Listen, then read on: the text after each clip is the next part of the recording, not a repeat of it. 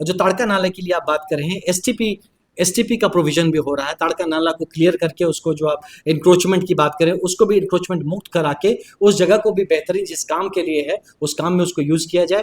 जो ताड़का नाला है वो एक विरासत है, जी बक्सर का धरोहर है और उस पर अतिक्रमण है सालों से जी और ताड़का नाला अस्तित्व की लड़ाई लड़ रहा है। इस पर कब बिल्कुल, आप एकदम सही बात करें। इस मुद्दे को भी उठाया गया है। यही नहीं, जो कैनल सिस्टम आप देख रहे हैं, जो कि हमारा सोन कैनल आता है 11 नंबर लक्ष्य से, जो 2 मेन कैनल है, जो एक तो बंद हो चुका है, लगभग मृत कह दिया गया है, और एक नाला जो जीवंत भी है, तो उन दोनों को वापस से जगा के और कैसे उसके इर्द गिर्द एक सुपर गुड व्यवस्था हम लोग तैयार करने पे लगे हुए हैं। उसका एक प्रपोजल भी मेरा तैयार है। मैंने मौखिक तौर पे उसको दिखाया भी है, उसका एक विजुअल ऑडियो विजुअल भी दिखा चुका हूँ।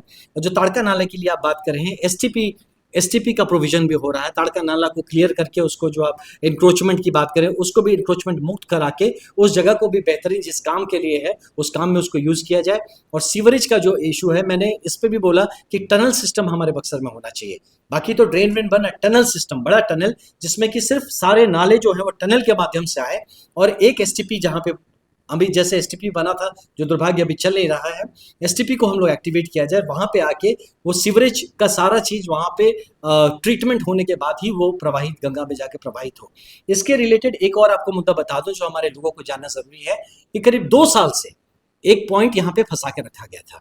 वो पॉइंट क्या था? यहाँ पे जो सॉलिड वेस्ट प्रोसेसिंग यूनिट 2 साल से फंसा हुआ यूनिट था। मुझे इस बात की चिढ़ भी हुई कि वो जब मैं पता करने चला तो कह रहे इसके एनओसी के लिए रुका है। फिर मैंने डीएम से पूछा, डीएम को पता नहीं था। फिर उन्होंने पता चला तो बोला हाँ हम इस पर मूव करते हैं।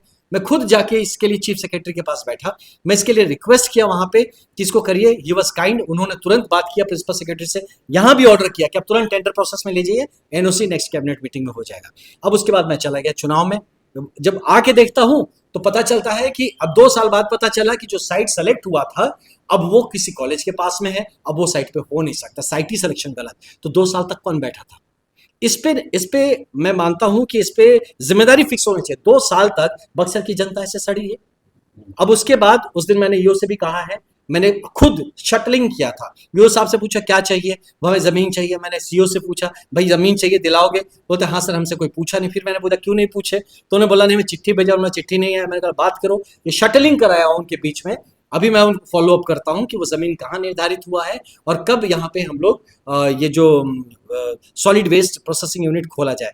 तो क्या है, देखिए मैं मानता हूँ कि सरकार बहुत मजबूती से काम करना चाहती है। हमें बस अधिकारियों को थोड़ा सा मतलब ना होता है, नौकरी करके चलेगा, यहाँ से 2 साल की पोस्टिंग है। हम तो 200 साल से, हमारे पूर्वज तो 2000 साल से हैं और 2000 साल रहेंगे। हमें तो भाई दर्द है, तो इसीलिए हम जल्दी में है कि भैया आप काम पे लगिए। तो मैं अधिकारियों से भी हमेशा ये रिक्वेस्ट करता हूँ कि आपको जो आपने अपने कागज पे या टेबल पे काम लिया, बस आप उतना कर दीजिए ना। आप आइडिया लगाने की जरूरत, बस उतना कर दीजिए, हमारा बक्सर चमक जाएगा। मैं पर्सनल लेवल पे जो एज एन एमएलए मैं कर सकता हूँ, मैं कहीं नहीं चुका हूँ।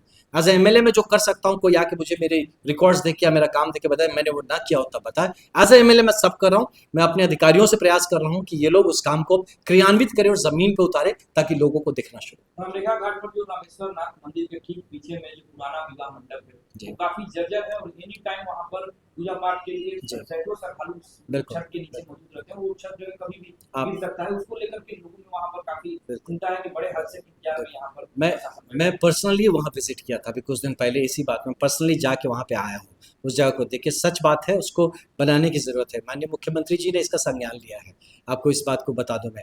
और वो खुद चाहते हैं कि रामरेखा घाट का जो ये सारे पार्ट जो आप कह रहे हैं टूटे फाटे, इन किस तरह से उनको बेहतर किया जाए, रामरेखा घाट किस तरह से रमणीय जगह बन सके, उस पर उसका प्रयास, वहाँ से रामेश्वर मंदिर को केंद्रित करते हुए विश्वामित्र आश्रम को केंद्र करके उस पूरे क्षेत्र का डेवलपमेंट और विकास बहुत जल्दी आप लोगों को चोट लगा। You are right. देखिए ये चीज़ें हैं।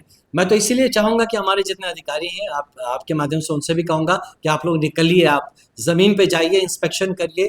मैं भी देख के आया हूँ, लोग देख रहे हैं, आपको कैसे नहीं दिख रहा। तो मैं अपने अधिकारियों से रिक्वेस्ट करूँगा कि जाए, ज़मीन पे जाए, इस चीज़ को देखें। और आपसे भी और जनता से भी रिक्वेस्ट करूँगा, ऐसा कोई भी कुछ होता है तो आप मुझे टैग कर दीजिए, अगर सोशल मीडिया पे हमारे डीएम को टैग कर दीजिए, जिस भी विभाग से रिलेटेड टैग कर दीजिए। हम लोग इस पर त्वरित काम करेंगे।